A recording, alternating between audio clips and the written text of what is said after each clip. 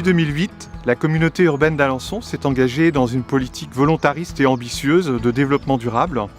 Cette politique est à la croisée de la transition écologique, de la cohésion sociale et de la qualité des services publics. Nous avons concrétisé ces choix par 2 agendas 21, un premier de 2010 à 2014 et un deuxième de 2015 à 2020 qui est en cours de réalisation. 100 actions au service des habitants viennent concrétiser ces engagements, comme par exemple l'achat de bus hybrides, la création d'un 3e réseau de chaleur ou la création d'un service à vélo pour les habitants.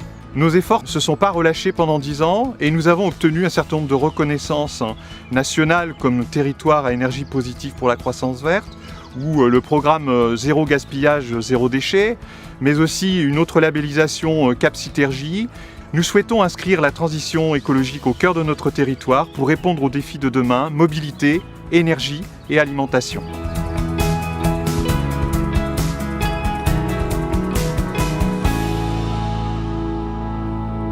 La communauté urbaine d'Alençon s'est engagée depuis longtemps et fortement dans la transition écologique. Les nombreux labels qui lui ont été décernés attestent de l'engagement et de la force de cet engagement.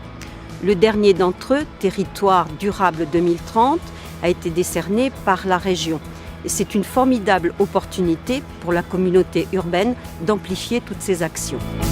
Un domaine très important, c'est celui de la transition énergétique. Réduire les consommations énergétiques qui sont importantes sur un territoire, utiliser de plus en plus des énergies renouvelables, voilà un objectif que nous poursuivrons en accompagnant notamment les entreprises à aller vers une plus grande sobriété, mais aussi les particuliers qui ont aussi besoin d'être accompagnés dans ce domaine. On propose aux entreprises de s'inscrire dans une démarche d'économie circulaire, c'est-à-dire de penser la production de leurs objets, de la conception, en passant par le cycle de vie jusqu'à la fin de vie, afin que les déchets des uns deviennent les ressources des autres. Quant aux restaurateurs, l'action va surtout porter sur le fait qu'ils mettent davantage de produits locaux à leur menu afin de faciliter la création des filières en amont, leur permettre d'avoir des débouchés et ainsi revivifier l'économie locale.